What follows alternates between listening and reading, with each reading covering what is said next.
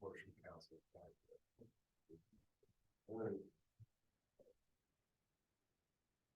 I got that from you, it can't be right.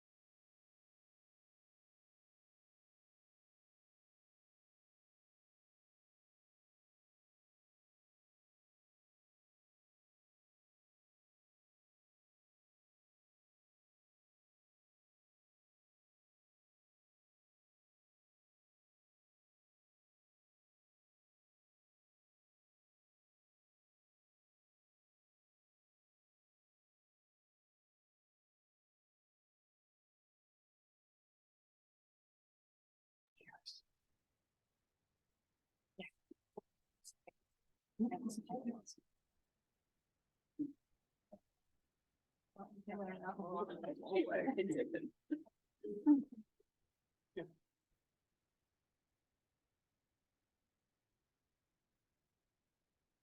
could ask you all to stand and we pledge allegiance. I pledge allegiance to the flag of the United States of America and to the republic for which it stands, one nation, under God, indivisible, with liberty and justice for all.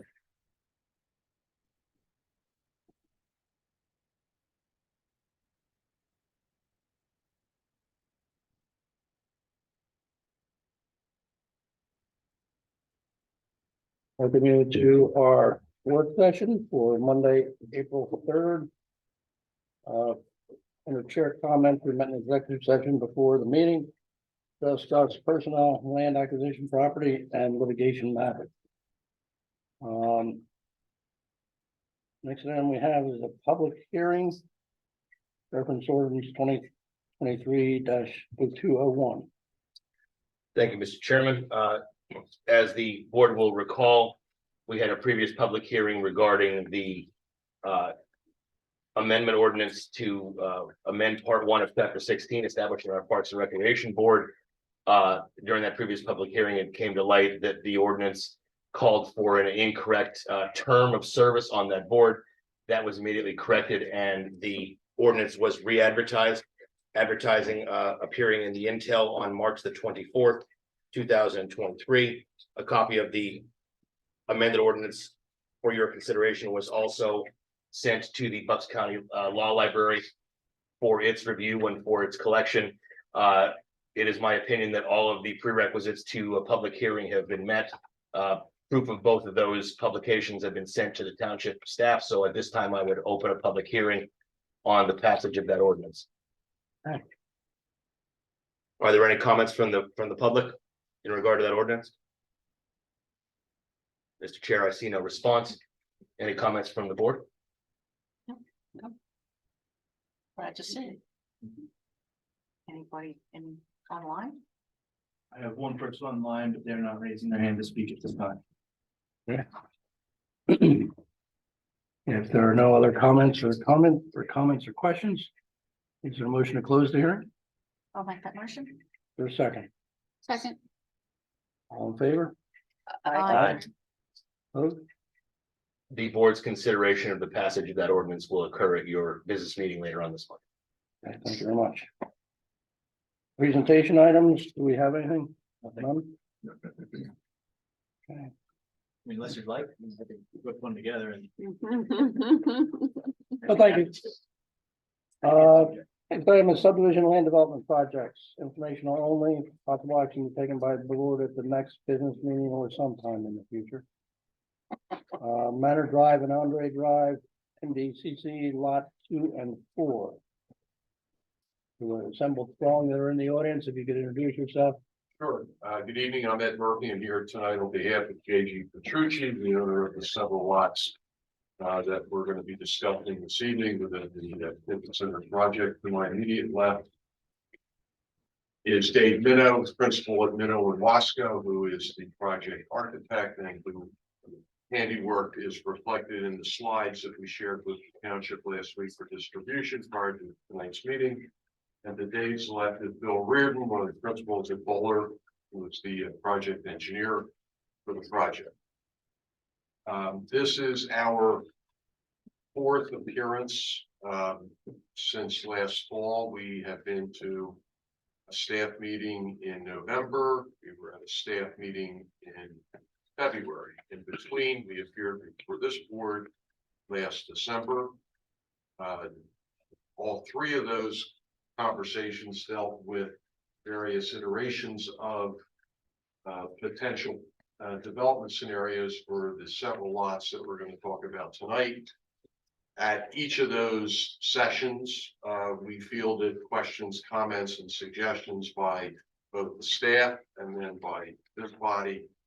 And at each subsequent meeting, we reviewed how we would respond to those comments.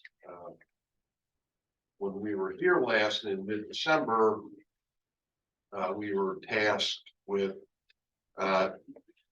providing a more realistic development scenario if we were going to develop both lots for an approved or permitted use, I should say, warehousing. And so what you're going to see tonight through Bill and through Dave is not only what we conceive to be what an actual warehouse exterior design would look like, not just giving you a sort of an antiseptic black and white sketch plan, but actually showing you what it could look like if we were to build it.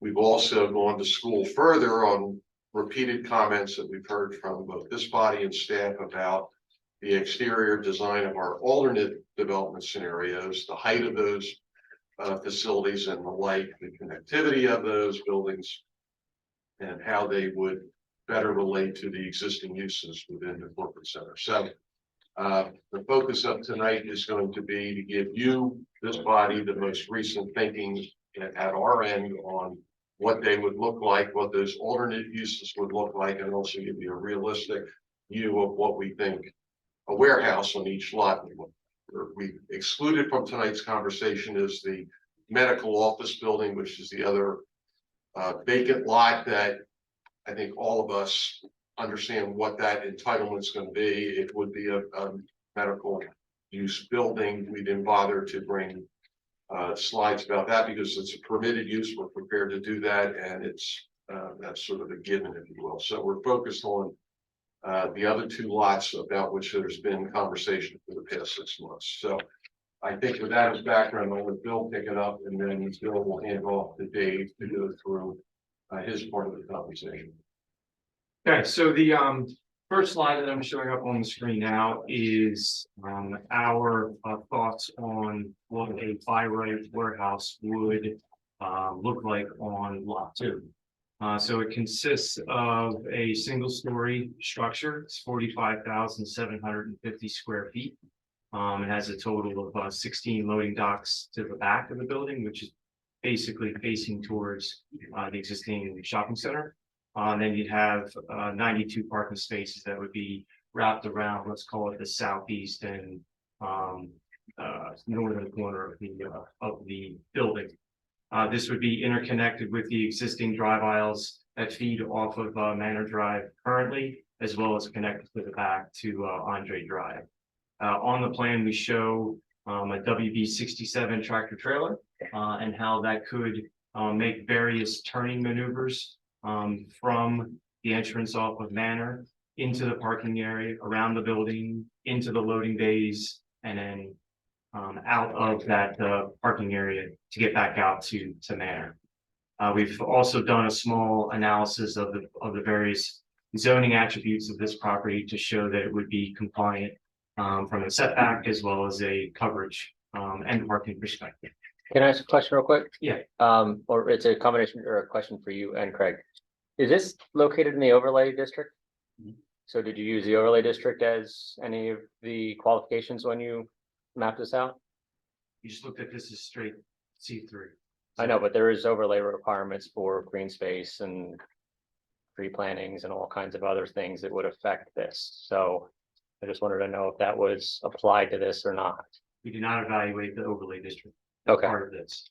All right. So while we're seeing this and it's a lot of concrete and blacktop, you haven't used the overlay district, which encourages green space use and incorporating those designs into the site. We did not use the overlay district when we analyzed this. Okay. All right. I'm saying that as much for the rest of the board as anyone else. I have a question also on the, maybe not on your screen, but I see a lot of the red, which I assume is the truck traffic for the warehouse coming in off of Schoolhouse, as opposed to just off of County Line. So I will get to that slide Okay, eventually. This is a elevation of or rendering of the building on lot 2. It essentially shows various brick and stucco materials that kind of match what the existing buildings are out there now. This is the corner that would be basically facing towards Manor Drive.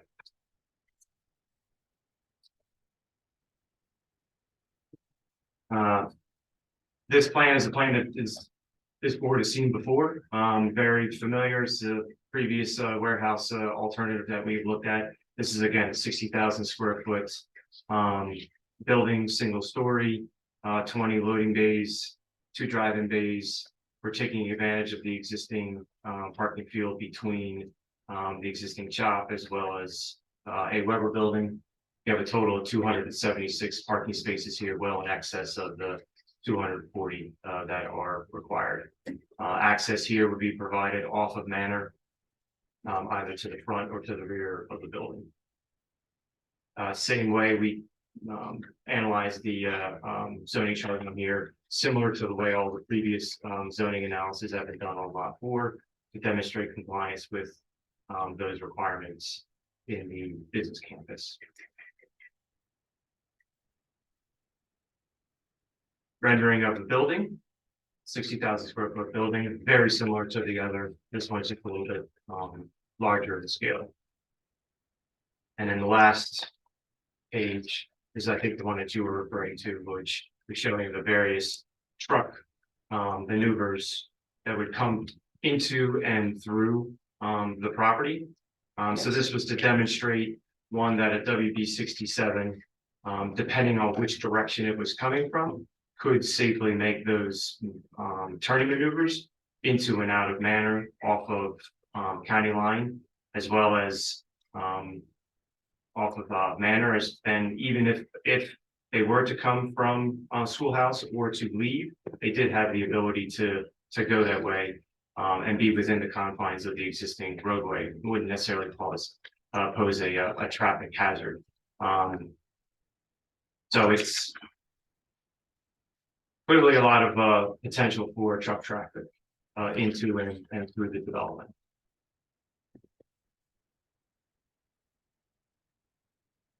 Any other questions on the warehouse?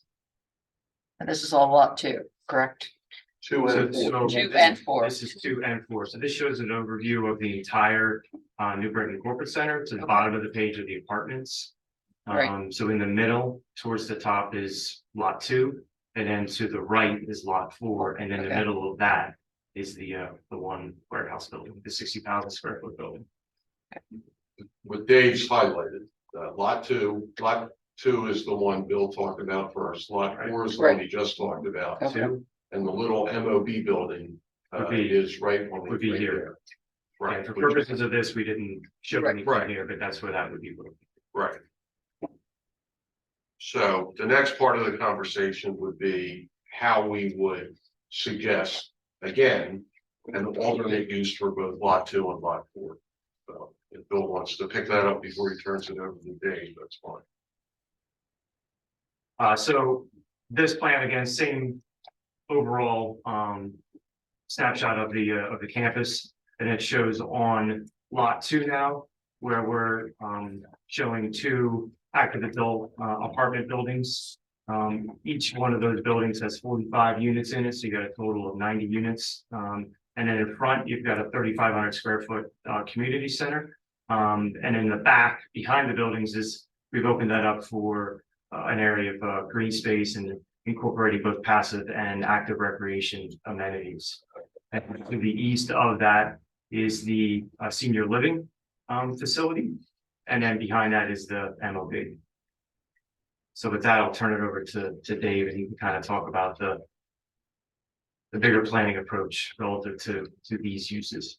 Yeah, from a planning standpoint, I think this second plan represents what I would call smarter growth for the township. And what I mean is we're putting 2 different types of age-restricted housing in a very walkable, pedestrian-friendly, pedestrian-connected type of community.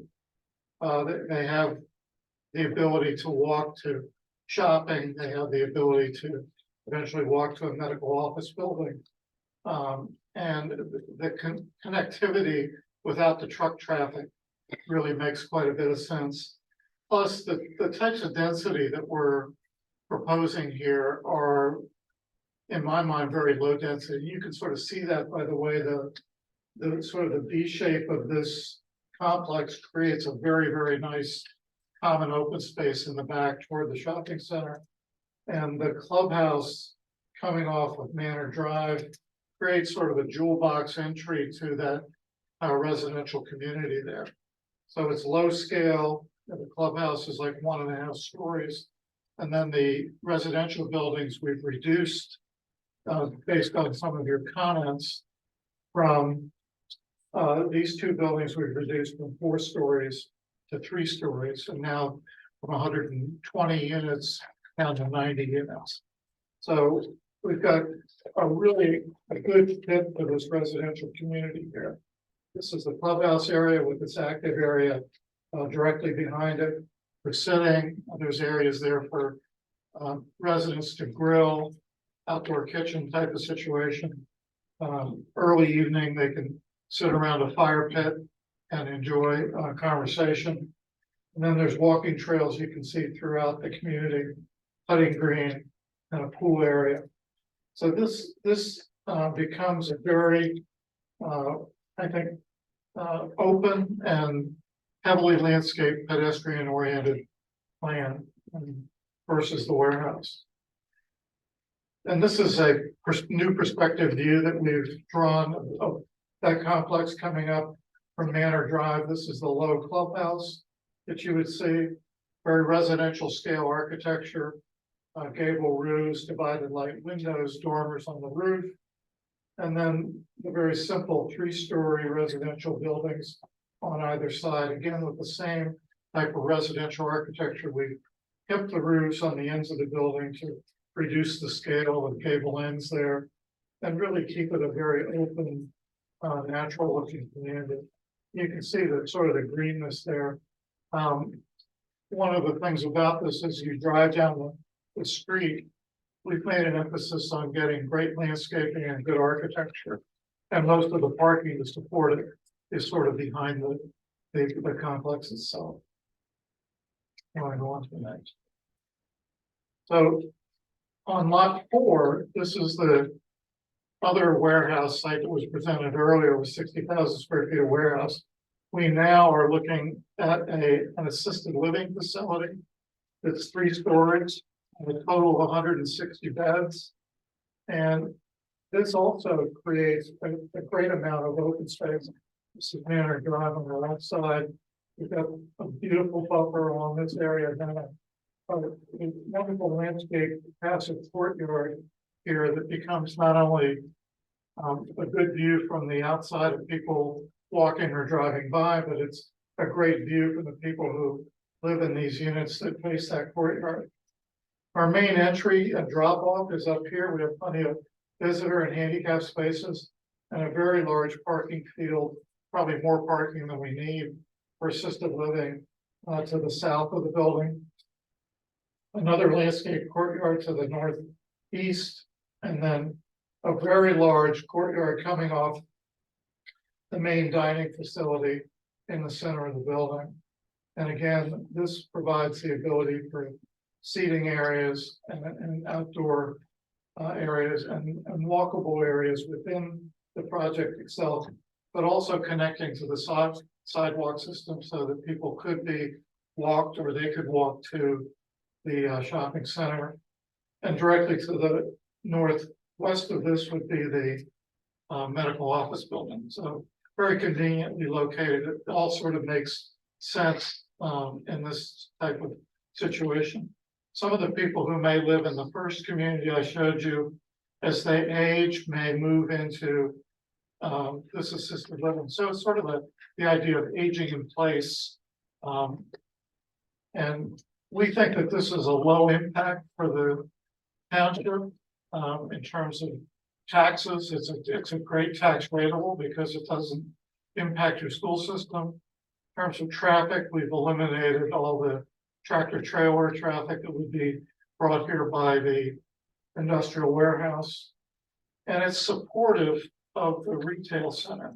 You know, all retailers are generally struggling today. And when you can put residential, what we call walking wallets, adjacent to a retail center, it just goes to help that center stay profitable and help those merchants there. So this is a view of the assisted living facility from the entryway. This is the main indented entry here, a little porte cochere where cars can drive under and let people out at the front door. But again, it's not an institutional nursing home looking facility. It's a very residential scale, same type of architecture that we're proposing on the 3-story age targeted community on Lot B. So if I can answer any questions about the architecture, I'd be happy to do that. I mean, who wants to go first? Oh, you open your mouth. So I I'll let got you a go. whole bunch, I got a whole bunch of stuff. Lot 4.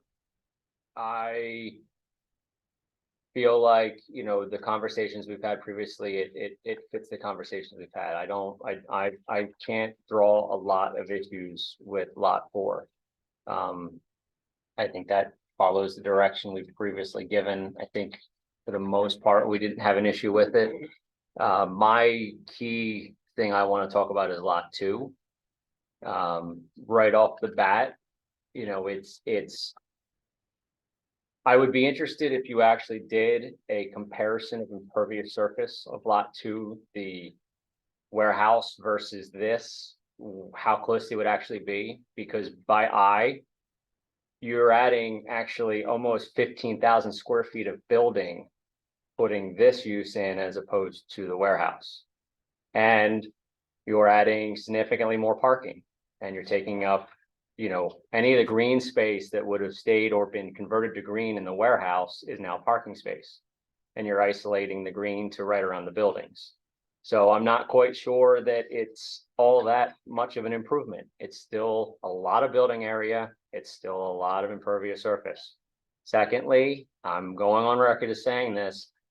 I am not willing to change zoning on our last really viable commercial lot right on County Line Road with easy access in and off of a main 4-lane road that has easy access to 309 and eventually 611 to residential. I'm not interested. The rest of the board can do as they please. But Lot 2, I am not willing to change the zoning on that. Lot 4, we can have conversations, and that's my position. So, and I'll let the rest of the board express theirs. I'm up next. Well, I'm just talking about somebody. I mean, I think that you guys did hear some of our concerns with the look of the building. Certainly, I think that, you know, both proposed uses look a lot closer to what we were. Look a lot less like what we didn't like about the institutional look of the apartment buildings you had before and the assisted living facility. I do also have a concern about changing changing this to a residential use. I agree that the walkability of it makes sense to the shopping center. But we don't have a whole lot of other area in the township for the other uses that could be here. I don't really have any questions though. That's just. I have said since I've come on the board, and I'll continue to say it, that, you know, we have limited commercial and industrial space in the township.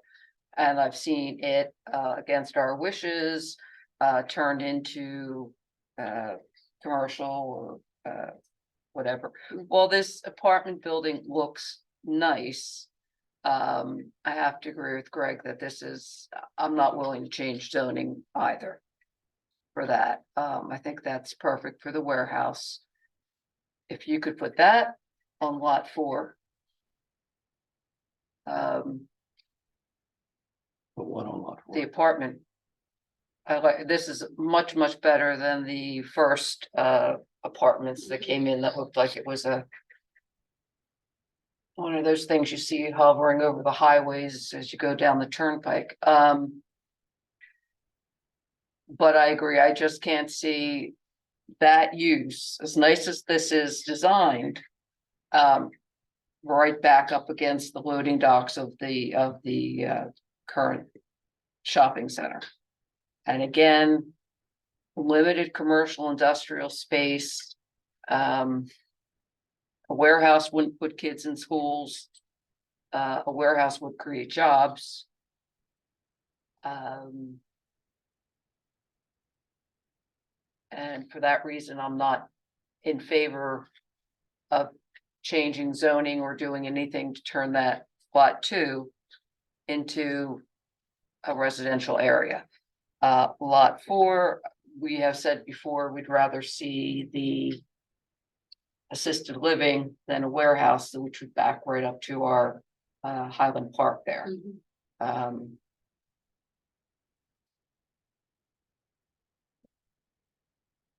My comments, Thank you.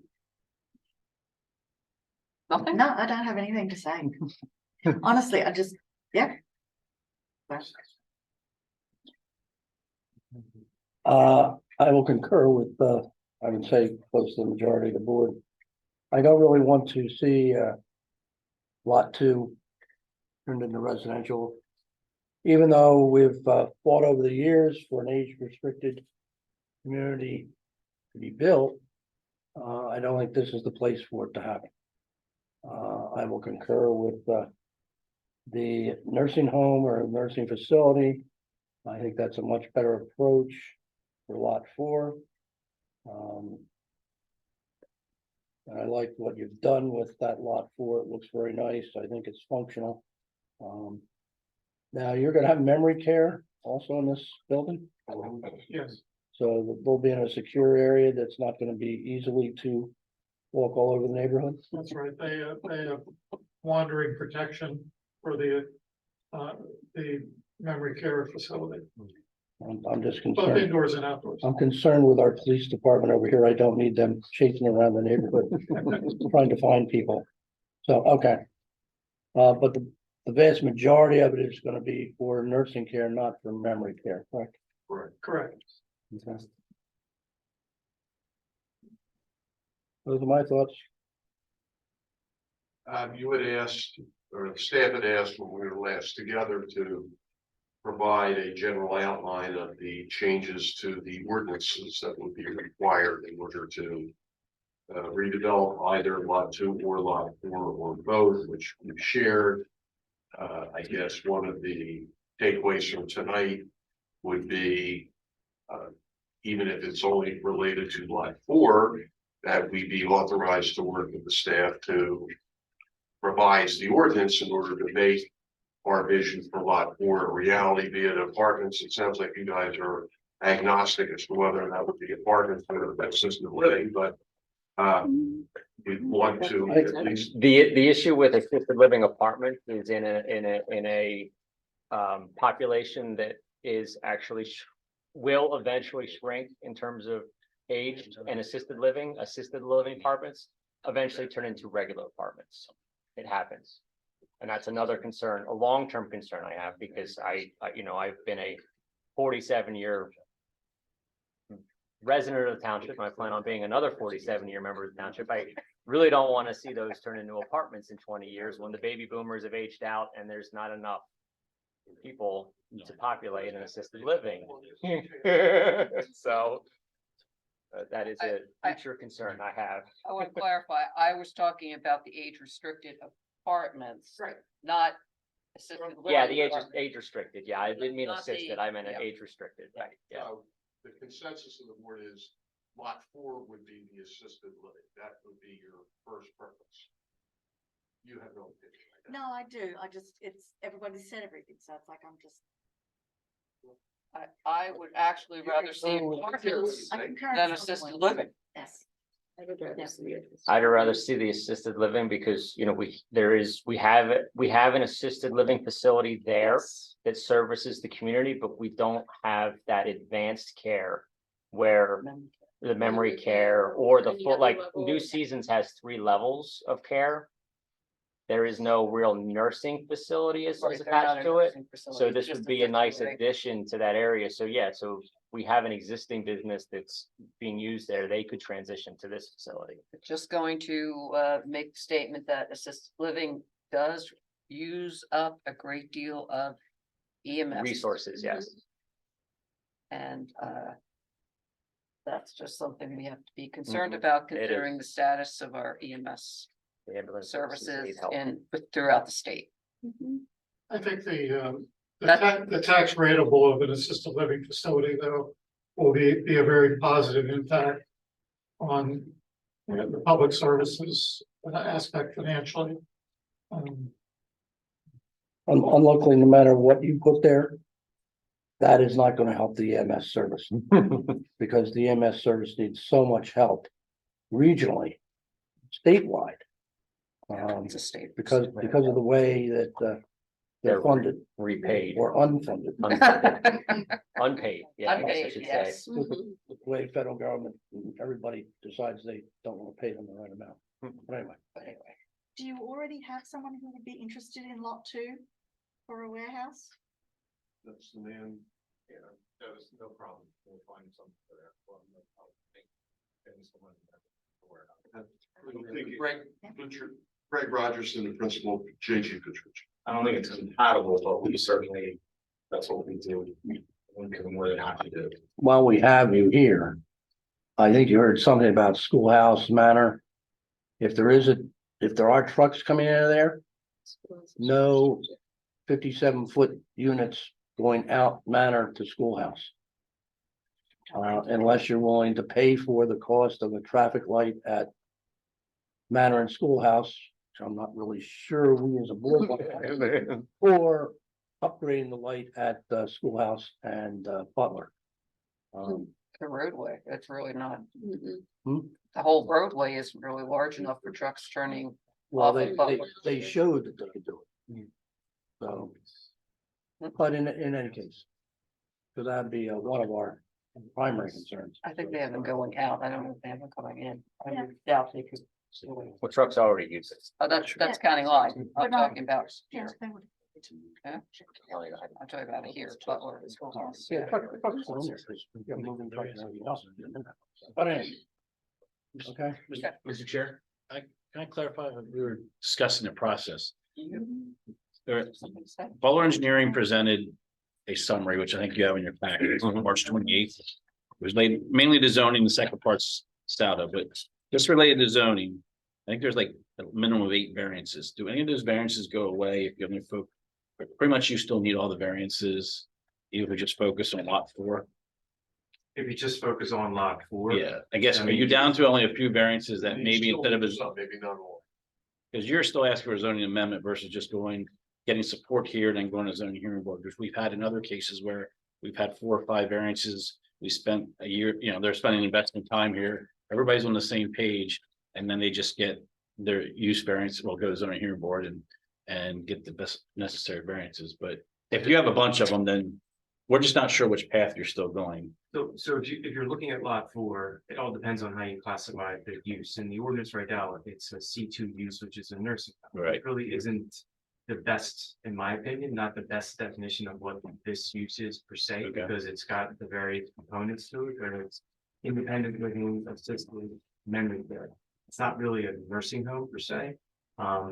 When you look at some of the other components as far as the amount of potential amenity space, parking, a lot of things speak to maybe cleaner to create a use that actually fits with what the use is that we're proposing and to put those components into it. So now you're just adopting a use that you're identifying as a need in the township, you put it in the zoning ordinance, and we comply with that. I think that's the better approach, and then you handle all of those various zoning aspects with specific use provisions, which is essentially what we did with the apartments on lot 5. So that's his decision to make on a new use. He'd make a recommendation to the board and we'd process that way. You're right, though. If Usually. With you, yeah. I'm trying to help you, because I want it decided like, if that's the right way, I that's. would rather go to the zoning hearing board and deal with it. I think it's quicker, simpler, as long as it's And I know- not overly. Yeah, I agree with that. So we weren't sure which way, and maybe that's something we need to discuss offline and, Well, yeah, now that we're getting a little Okay. more feedback from the Okay. board, if lot 2 is a non-starter, okay. except for a warehouse, then we will focus on lot 4. I think the list of zoning relief items will shrink. Yeah. We can talk to Dave. And then Dave, about- That's what we're trying to do. Yeah, and then provide recommendations, see if we can fit that and those two can agree, and then I think that makes it simpler and. Gives you a clearer path forward. Without, I have Yeah. one other comment, based upon something I said that you have more parking than you need. If you could, you would want a variance to reduce the number of parking spaces over there, I would be fully in favor of Well, if there's a that. new use created, then that would, I would. we had talked about, you know, how the sketches reflected, but a lot of that parking that exists today between A. Weber and this site, lot 4. We were going to try to convert to some green area because it is way too much and we don't need another sea of asphalt. It's already out there. Yes, So that's, I think we can work with Dave and Greg and Sean to figure that out. And if we have a new use, we certainly don't need that kind of parking. That's, they don't live with that. Okay, so if we're going to do a mixed of nursing home and warehousing, how is the warehousing going to interact with the rest of the residential and medical buildings there? What restrictions, Dave, do we have on time of use for warehousing? Could we say that since it's on lot 2, I'm hearing people don't want them to go out to Schoolhouse, what kind of parameters do we have for allowing a warehouse in the middle of other mixes? That's a great question. I mean, I'll definitely have to take a look at the zoning ordinance to make sure. Yeah, that's definitely a great question, but I'd have to take a look at the zoning ordinance to make sure. Okay. I just don't know if many people around there would want to have heavy trucks running through 24 hours a day. Well, no, I mean, we can definitely put hours of, operation there. So if they don't have trucks coming in after 10 o'clock at night or something like that. Something, I'm just saying. If it's a by right plan, I'm not sure. Yeah, by right, we're gonna be able to do it. Yeah. Yeah, no, do it, but it's what comes with it. If we say warehousing, what comes with it? There's is gonna what- be, I'm sure. Yeah. Conflict and heartburn when you do it, whether you like it or not, and whether you think it's important to salvage that lot 2 as its commercial character, there will be conflict, well, I think that intention or otherwise, it's just naturally gonna happen. the good part about putting the warehouse there is you're really not backing up onto any residential. You've got the shopping center, you've got an office building, you got the medical building. They're not gonna be around at 10 o'clock at night. But those other residents are. I'm actually in favor. Sometimes we are, if we have a sufficient. Well, those of us who work whatever hours are necessary don't get any consideration whatsoever. You do it till the job's done on time, so. But if you're working, you're not gonna really care if there's a truck. You're probably not even gonna hear the truck. I'm sure your buildings will build, so. It's not up against, the only apartments. Would be right there, and they've already got County Line Road and all that traffic and truck traffic. And the assisted living, that's why I like it back on that. 4, because that does sort of back up to residential. With the Highlands and Little Farm and whatever else is back there.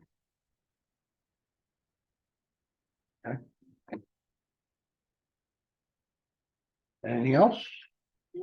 That's it. I actually had one question. And maybe I missed it in the, just reviewing the documents, the total height of the proposed assisted living facility. The assisted living is 55 feet. 55 feet? Yeah. Okay. That's 20 feet over our, wow. But yeah, the overlay is 35, yeah.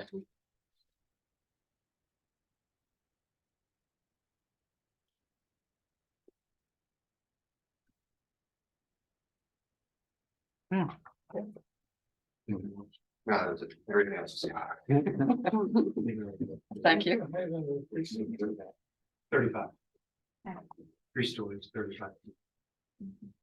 That's just what Bill put on the screen, it's just a longer view of how all this would fit in what's existing in the surrounding. So these are all, buildings are all modeled as accurately as possible to not only what the new buildings are, but what the existing structures are that in and around. So you have assisted living and the active adult, Rothman, our office, the apartments in the back, A Weber, all the way in the back. Kind of give you a perspective of what that height looks like relative to the other buildings. I thought the last meeting, the board was concerned with the 4 stories. Yeah, we're still most likely concerned with the height. It's just we're. If they're gonna go to zoning hearing board for a height relief. They were using the Well, wasn't that related to the building height? Yeah. You didn't care about number. It was height that you were discussing.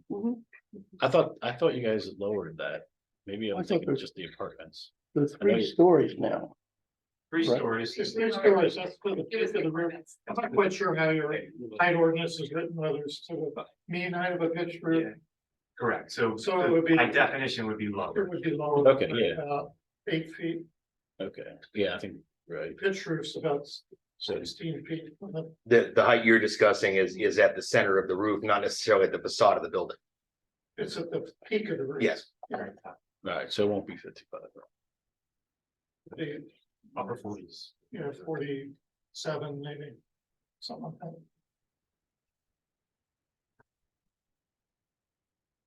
Okay, anybody else, anything else we need to know? What those? Thank There you. already, I think there's 36 that are ordered. All right. Thank you very much, gentlemen. Okay. Thank you.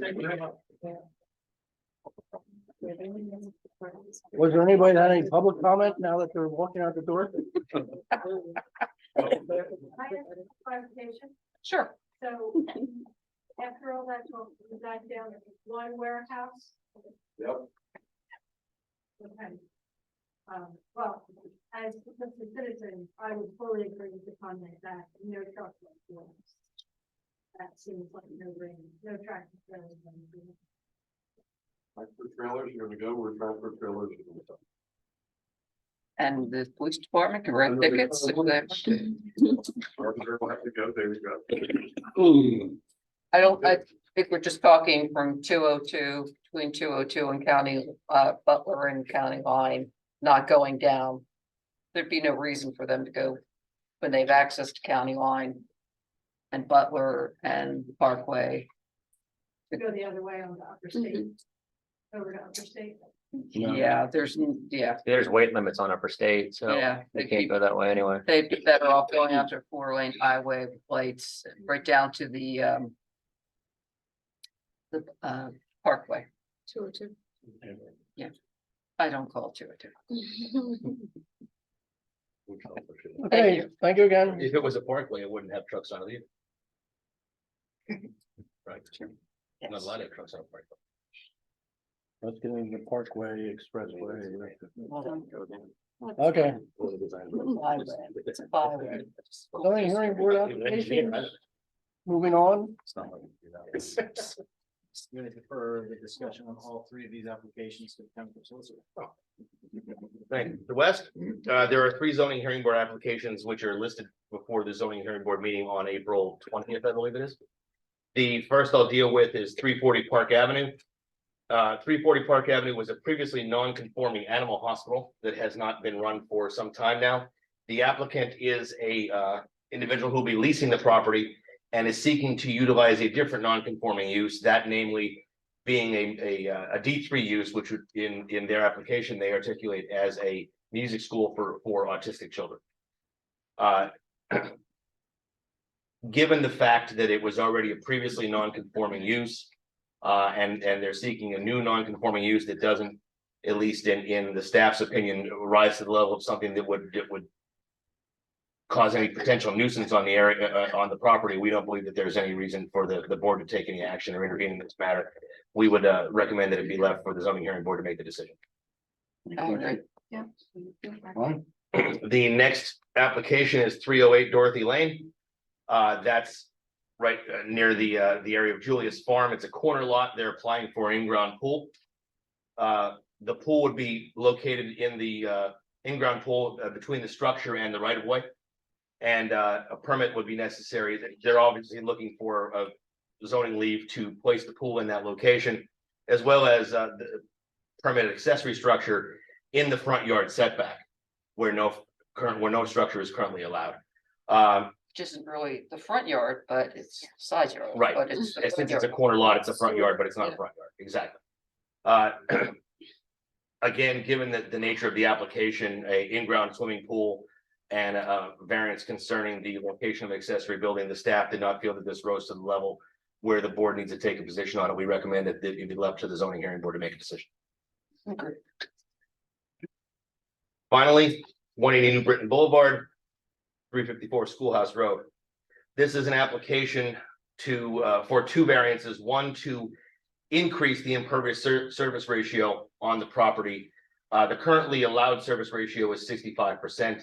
They're seeking to utilize 72.19% of the property as impervious surface. The second request is to extend the existing nonconformity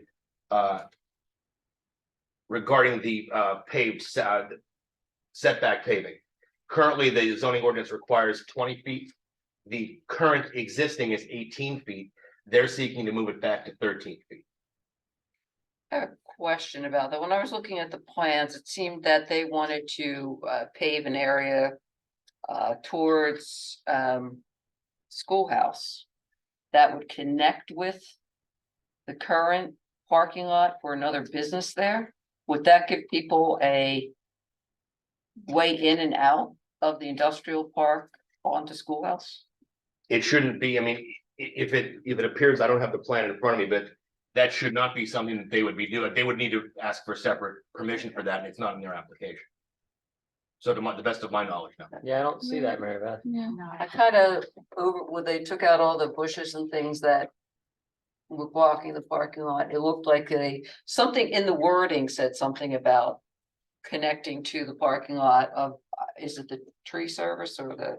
no, that's too No, far away. no, that's Blue Bus Holdings right next door. Okay, Yeah. Well, there's also a gas line that runs right through there. Yeah. okay. This is, to boil it down, this is a request to increase the impervious surface by approximately 7%. Over that which is allowed, and change the already non-conforming 18-foot distance from the setback to 13 feet. Given those relative requests for change, that the staff did not believe that this rose to the level of that case which the board should take a position on. We recommend that it be left to the zoning hearing board. I have no objection to that, except for the fact that, isn't this a site where they said that they had all this parking, but they really didn't think they needed all this parking? Yeah, they were going to put some in Hull. I was going to ask the same question. Is Yes. this so that they would put all the parking in and not have anything in being held back? Reserve, that's great. Now they want to put more in Right. because they want to store something there, right? They wanted to store tractor trailer, I believe. There's trailers, yes. Trailers. Store the finished product or something, correct? And it was described to the board that that would be a short-term storage of no more than a few weeks, I believe, maybe a week to 10 days. Until a truck could come to pick it up and take it away. That was my recollection of what they discussed with you when they were here maybe 3 or 4 months ago. That's similar to what the Dehana does. Anybody have any objection? Do they think we should send somebody or just let the zoning board decide? Did everything else get worked out with this in terms of street road improvements and swapping of the conservation easements and everything else? Hasn't come in front of you yet. Ah, This is the first thing. this is just the zoning. You'll see the land development. This is not the last you've heard of that project. Exactly. I guess let, Greg and Mary Beth are both saying, I think you were asking Dave, and Greg was asking, I didn't hear your. Oh, to someone there? I was think- gonna say Dave will be there, won't he? Or Brian? I'll be there. I will. Mm-hmm. I'm not married. I guess I'll just add that although this is an impervious issue and you guys touched on land development issues, that's why I'm trying to keep quiet, but I think Matt, Sean, and I at least had discussions on these type of projects where there's not a significant, and we consider it not a significant impact to any neighbors or any in that area, that you stay neutral and let the zoning hearing board do their job, regardless of what you feel in some of the outcomes of the zoning hearing board in the past. This, in most municipalities, this doesn't rise to the level of you opposing the application. And Sean had a very good point of, if you choose to oppose it, then you need to follow and fight that, to me, the whole way through. And I think we all agree that that's where we're coming from collectively. I think we all agree that, yes, 7%, but it's not. If it was like in the 20s or 30s, I would have recommended you oppose it. 7% isn't noticeable enough out in the field. Stormwater will address all of that increase, and I don't see any negative impact to the surrounding community. Part of my evaluation, as Craig just pointed out, as to whether or not to recommend that you take a position in the zoning hearing board is, if the zoning hearing board grants the application over your objection, if the board will be willing to file an appeal, take that to the Court of Common Pleas and fully litigate out over that 7%, then by all means send somebody to object and take a stand. But in this circumstance, as Craig just pointed out, the staff believes that while it's a 7% change, it is not necessarily, as he pointed out, backing up to a residential area where it's going to have a clear impact on any set of a group of residents. Given that fact, we believe it's appropriate to be left to the zoning hearing. I agree. Agreed. And that concludes the zoning applications. Okay, informational items, department heads administration. Thank you, Mr. Chairman. Can't get out of it now. What's that? Can't get out of it now. Now it's down to you. I defer this one to. I'd like to first start talking about the North Wales Water Authority Ferry Road / Park Avenue Water Main Project. It is a joint project with North Wales Water and North Penn Water Authorities. The township received an update on this project late in the day Friday. And residents might have already noticed the large signs saying that the roads are going to be closed. Oh, they noticed. That was news to us also. We were a little taken aback by that. Thankfully, the water authority forwarded us more details about that closure, and we added that to the township's website and social media late in the day on Friday. And just to reiterate those things that we posted, the water authority is looking as though they're going to be starting to close the road around April 10th. While they're going to be doing full road closures, they will be allowing access to emergency vehicles, school buses, and those who live and work along Park Ave. So from my understanding, it's easier for them to close the road to through traffic, and they will be having a person there to verify where you're going and making sure that there's safe passage throughout that project. I have one just to interrupt you there. I'm sorry. Has been brought to my attention that it's not just residents, but April, May, spring sports at North Branch Yes. Park. I was just gonna bring that up. My son plays soccer here. He's not a resident, but he's here tonight. Yes, we get- Yep. And so that's already in motion. Margaret Briggs actually sent us an email this morning and said, hey, you might want to consider this. Good idea. So our Parks and Rec coordinator, Bill May, is in the process of notifying this team. And thankfully, the roads are only going to be proposed to be closed between 9 a.m. and 3 p.m. Since it's a PennDOT road, they have to go by PennDOT standards. So they will be notified, and I'm hopeful that because they're going to be, open after 3, that it won't negatively affect the sports team. But they will be notified. Will it be open for the July 4th parade?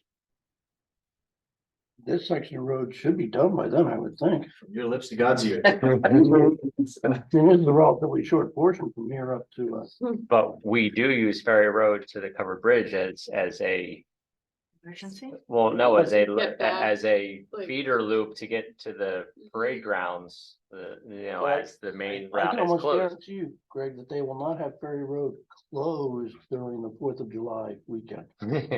That will be open because they won't be working. Well, that's true, they won't be working, just so long as they don't have a huge ditch open at the time. Well, and I reiterate that both roads are PennDOT roads, state roads, and they have to adhere to PennDOT construction standards, which if it's a holiday, they have to have it buttoned up and accessible, and they will not be working on the holiday. I think that's a really good point, and I just saw my first meeting invite from our events coordinator for our Tricentennial Parade Coordination Meeting come through my calendar today, so I'm going to encourage her to invite members of North Wales Water Authority to be a part of that, just so we're all on the same page with the coordination of that. To finish up, this discussion, I just wanted to, reiterate that the most up-to-date information is on the North Wales website. They maintain that website, that webpage on their site, links to which have been posted on the Township's website and social media.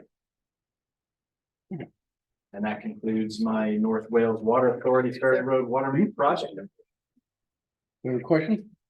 I do have two questions, maybe you can ask them that. The first of which is, will there be any disruption to water being turned off for people that live here? Do we know that? Have they ever, because we've gotten no communication, zero, nothing. So my understanding of the project is that this is a water transmission line. It's not a service line going to these residents. And so they're just burying it and going all the way up Park, all the way up Ferry, all the way up to 313. And can the second thing, can we clarify that they won't be working on Saturdays? I don't know PennDOT's work schedule. Yeah, that's a good question. Could follow up with you on that one. Well, they did ask to work after hours at one point, and they were told by the township that that was not Thank you. going to happen. Yeah, on Park Ave. Ferry, overnight hours, there's not many. Now, I'm just thinking of the sports. Yeah. teams. Email says just weekdays. That would help. One thing that'll, be involved here, and I'm not sure whether PennDOT has to be aware or somebody has to be aware. From April 10th to the end of April is the end of discount period for people paying their taxes. So you will have people coming here that need to get to the township And building. we want to make sure that they have They're access to get. straight away. Important time for township operations. Well, the only difference is, of course, that we also service New Britain Borough, so you'll have people from New Britain Borough. That's good. So, just so they're aware of the fact that if somebody says they're going to the township building, that should be enough to let them through. Their message, and I believe what was posted to the website emphasizes as long as they are headed to a point of local destination. Okay. So if they are headed to a local destination, which is the tax office, and they can't get to that tax office any other way, they will let them. And I'm going to reiterate, this is our municipal building. You need access. Well, yeah, you have contractors every Yeah. day coming and dropping off building permits, plans, everything, so. Okay. Not to mention, there's a We few have another- people that live off of Park Avenue too. Of the first street, my wife and I on the What's your name again, sir? Gene Dolan, 101 Indian Creek. I haven't seen you in a while, that's why I had to ask. Yeah, well, ever since COVID, and then we have been back, unfortunately, but now we're back. It's gonna be 10 months, this project, according to the website. I had come into the lobby and asked a question, and you guys didn't even know. They hadn't updated you about any of this information until very recently. I called the Water Authority. Nobody there could give me any information. They didn't know Called any- which water authority? I called the Wales Water Okay, Authority. I just want to make sure you didn't call down here to Forest Park. No, not Forest Park, Okay. North Wales, and they actually, I was on the phone for 15 minutes, they didn't know what I was talking about. That actually kind of doesn't surprise me. So if you have more contacts with them than we do, possibly for the residents, rather than for the next 10 months, my wife and I having to pull out our driver's license or something to tell them we live right down here. If they gave any thought to maybe giving us each a placard we could throw on our dashboard so that we could just drive home rather than be stopped and have to identify ourselves for the next 10 months. Hopefully, Park Avenue is only a short period of time. Ferry Road is gonna take a lot longer. The whole project from here to 313 is the 10 months, but that's a great idea. Whether we'll get them to do it, We're gonna stage the project is they're gonna work basically between intersections and then keep moving down the road. Between each intersection. Well, they would have to between the extension and Indian Creek, otherwise the people back in Forest Avenue couldn't get to their homes. Yeah. So it's gonna be a moving closure throughout the time, so they'll continue to move down the road as they progress through the project. Time will tell. I guess we try to get in touch with North Wales and see if they give an approximate timeline for how long they think it'll take to get from plant to Ferry. sure, they must have a construction plan. Idea. If they're gonna start in a Well, week. their they gotta have an contractor idea. has. I would construction. imagine that they probably, then they probably got bonuses tied into the contract to get to certain milestones. We will certainly try to communicate as much as we can to our residents and understanding that it's a double win. It's on a state highway, which we don't have any control of the road, and it's not our project. So we will try to get as much information as soon as we get it. You have access to our website. Is that easy for you? Okay. I think that would be the best approach. You know, as soon as we get it, we'll post it to our social media and our website. And if there's anything that you're looking for, certainly don't hesitate to stop in. Good, thank you. Just a comment, they have meeting minutes that they just approved the contractor that's doing this. It was like January, February, it was very recently. That they approved the bid. And the second thing is, I assume you guys are already doing this, but I'd suggest you take pictures of the road before, so that if there's a problem with how they repaired it after, you have proof. So again, this is a PennDOT road. And so PennDOT does their own inspection and they have, So I'll take pictures. yeah, I mean, that's a good idea. We're Yeah. not really allowed to touch state roads. We can't repave it. We'd like to, but yeah, well, I think we do have photos with our road program, don't we? It's in the set. And Ferry, yes. Yeah, it's a Couple years wonder that back. they don't talk to each other, isn't it? Yeah, Intergovernmental cooperation. That's only between townships and boroughs, that's not between state and township. Anyway. Water authorities and townships. Hey, anything else? Not on the water. Okay, thank you. We got plenty of information and how about maybe for some more exciting and good news?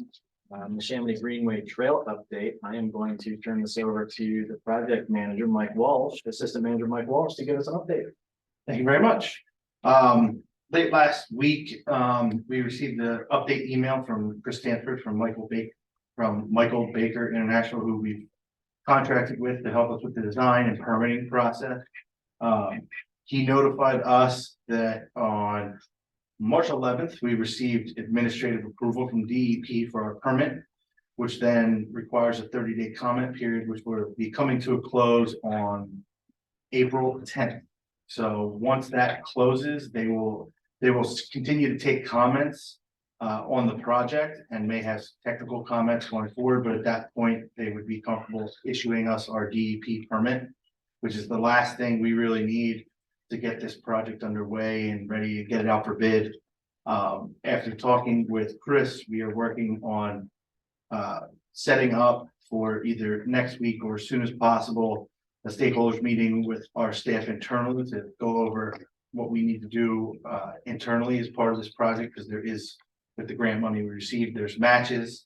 And we're looking at hopefully advertising this project in late May. With the bid award hopefully in June and construction to start early in July, and hopefully get this project complete before the end of 2023. So that's the rough timeline we're working for right at the moment with this project. Very cool. To segue into the same thing, basically, we've had the old home demolished because of the condition of the home. And, we now have the apartments that are still standing there, and we've switched the utilities around, and the site is, prepped for its next stage. We've talked about different concepts about what we want to see, stage 3, I would call it, of of this Coleman property. Are we moving towards trying to get some kind of shovel-ready project ready and drawn up so that we can go for grants? So I would say that Matt and I had some conversations this morning. We also talked with Ryan Pressman about it. We're looking at what we can do in-house to finish the natural trail, some of the other components to it. And just try and right now get this thing open. Right. And everything as complete as possible so we can get our residents in there with the trailhead and at least have that passive space. Right. That's out in that field available. Until we really nail down what it is we want to do with that space, I think we need to continue to have those discussions. But I don't think we know. Right at this Chris time. brought in a plan, and when we as a board last year indicated that we were interested in pursuing the next stages of this project, and we seem to miss out on grant cycles. So, it was property acquired with open space funds. We can use open space funds for matching grants. So it would be really nice to get a shovel-ready project going with this, since it is something we're actively developing. It'd just be nice to segue into the next stage. I mean, what's the rest of the board? I think it should be open, yeah, we have it, should be available, we should be doing something with it for the residents. So I'm trying to recall the plan, it's not coming to mind. he had they used the building possibly as bathrooms. There was a little right. informational center. There was, a loop created there, maybe using some passive uses for the fields. He had a concept they brought and presented to us. Sort of like an environmental center? Maybe, I don't remember entirely. More like to have like a destination, either a little store, like an ice cream place or something like Yeah, that. he brought up those It types of had things too. Yeah. Are they still? Nice They compass must on be- the ground, so Oh, it's like, Point or something. but that, we would need to have a great conversation about what we want to see that as. Yeah. So, But that if we wanna not, miss grant cycles, I'm trying to push us to have that conversation. yeah. That's, Have that conversation before we can start getting our staff to work on the plans, which is what you need to have the plans ready before you can ask for the grants. so that we could try to focus as a board and having that as a discussion item on a future. And there were questions in regard to the plan that you're referencing, there were some questions regarding entanglements concerning running a business or a store. Right, which we had wanted answers for and everything, yeah. So some of those things still have to be. Point of view is we are going to add this when we are having our discussions to our 5-year capital plan. And I will bring up, when we meet with Stanford, hopefully next week.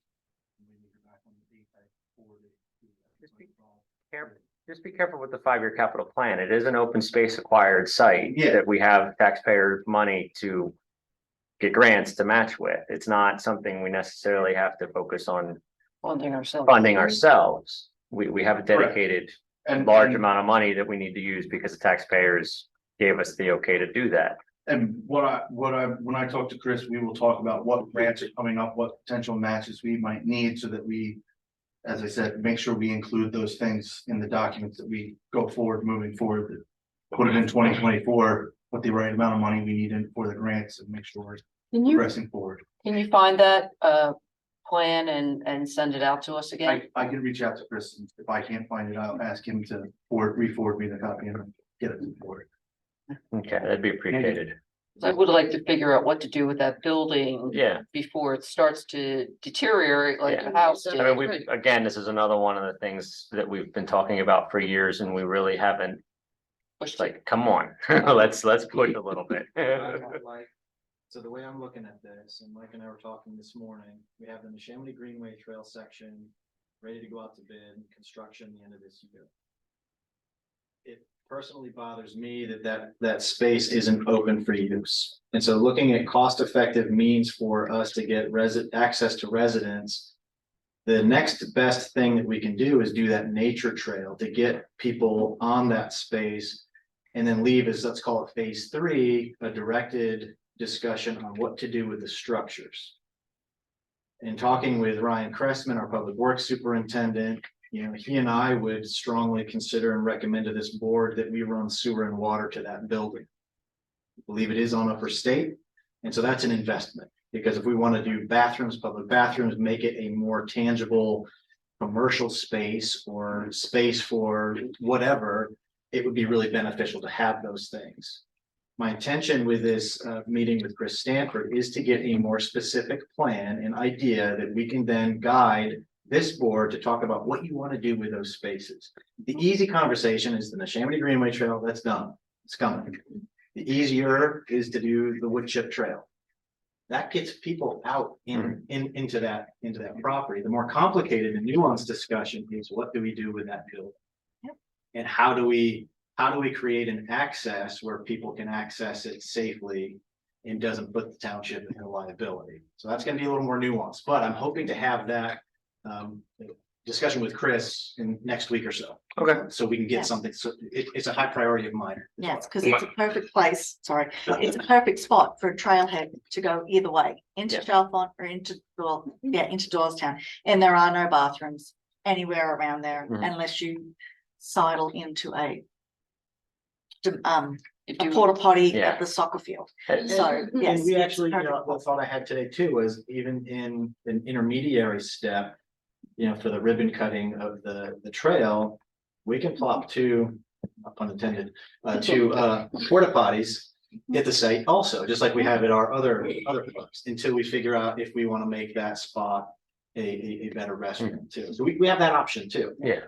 I mean, and for all practical purposes as well, this is the park where we have the most easily accessible ability to bring this project to a clean close in the most. It's got the facilities. Yes, in the most immediate time frame, instead of, like we're aware North Branch needs a review and a revision, and Cotton Park is what it is. It's still a piece of vacant ground.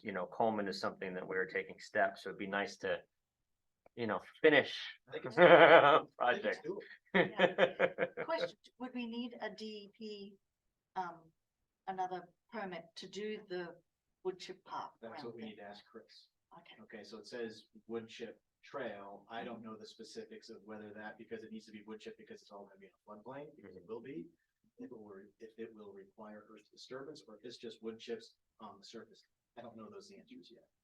One of the issues that I recall being addressed by the board when it was first presented was the location and orientation of the parking lot, as well as the location and orientation of that trail vis-a-vis other mature trees that were on the property. I think that was something that the board advised them they needed to work on and bring back. And if you've been to the site recently, many of those trees that are along that area aren't looking the best either. And so it's an opportunity for this board to, if it's a really nice looking, healthy tree, keep it and design it around it. But if it's a beat up tree nearing its useful life, maybe it's an opportunity to replant 10 more and replant those the trees in a better location. From our tree bank. Well, I was waiting. Dying and dead trees are the home of many, many birds and other species.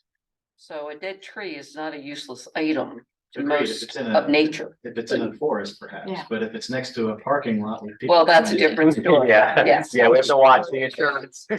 Well, the forest there, we talk next to the parking lot. No, Okay. talking about the entrance to the park where the parking lot is proposed to be. All those evergreens. Yeah. And also I'm going to end it with more homework for you all. A more fun homework assignment. What are we going to call the park? Give that some thought. All right, don't want to have that discussion now, but just plant a seed, possible names for the park. Anything else? if I may, Mr. Smith, I wanted to segue because we're talking about a construction project that the board's done and do just a quick update on the road program. Because it felt like it fits right here with this conversation. So Ryan Crespin and I have been meeting. We've kind of built out a timeline with the board. We'll be seeing this for award on May 15th. The bid opening will be on May 9th with our first ads running on April 14th, and the second ad running on April 27th to meet the bid requirements for a second class township. As part of that bid, the board had questions about specific prices for the curbing and stuff for 2024. We talked internally and we are going to bid the project. We're going to bid 2023's roads as approved by the board as the base bid, and then also bid the 2024 as an alternative one, so that the board can either accept, reject, or handle independently of the base bid. That way we can get some more accurate prices for you all to consider for the conversation with the curbing, sidewalks, etc. So everything, soup to nuts. Yep. Well, So to give 24. us some updated numbers of what it would cost, and we'll just reject it. Okay, it'll help us plan for next year. As long as it's not the main bid, it's the alternate bid, right? Yep. Get it. That was my update on that. I just wanted to keep the board aware that we're moving forward with that. Thanks. Tricentennial fireworks. Mike, take it away. So I'm just gonna give a quick update of where the Tricentennial Committee is right now. They've been a lot of energy, as those of you who are on this board have sit on that committee are aware of. We had our last meeting was very good. We are moving forward this week on Wednesday. I hope to have the committee pass a number of recommendations to come before this board in April. For the July 4th parade to approve a number of expenses and things so that we can really give an idea of this board, an idea of where the committee's headed, and really let them know that they can start going full bore at some of their ideas. So come Wednesday, they will be making some motions at their meeting that will come before this board at the end of April for consideration. Usually the end of April, you mean our meeting on the 17th? In 2 weeks. the second. So the next tricentennial is this Wednesday. Yes. As far as the fireworks go, I believe our chair who was working that committee that was working on that had a small medical procedure. He's doing well, but he did forward us an updated plan and a memo about parking spaces in the area, which I reviewed, and I think it's a fantastic start. I've asked the committee to show a little bit more information and update the memo with a little more information. Once we have that, I plan on scheduling a meeting with our emergency management coordinator, the chief of police, the fire company, our fire marshal, anyone else that's an important stakeholder, our park and rec coordinator, to discuss the areas they've proposed, things like that, to make sure and really fine tune that plan to come before this board. Because I think once we have that meeting with the chief and everybody, I can really help them develop a budget based on some of our costs for officers overtime and things like that, and bring a full plan to this board, hopefully before the July 4th parade, so that we all have a plan for those fireworks, and we'll know what we need to do and how to get there. As I think I said in my email, I would far rather have our emergency management and our police department working out the safety plan than. Well, so I saw your email, and while I agree at the detailed level, I talked to Mike about this briefly. I think what Mike is looking for is, you know, as a board, we directed them to run with these things and come up with every detail they can provide for each of these things.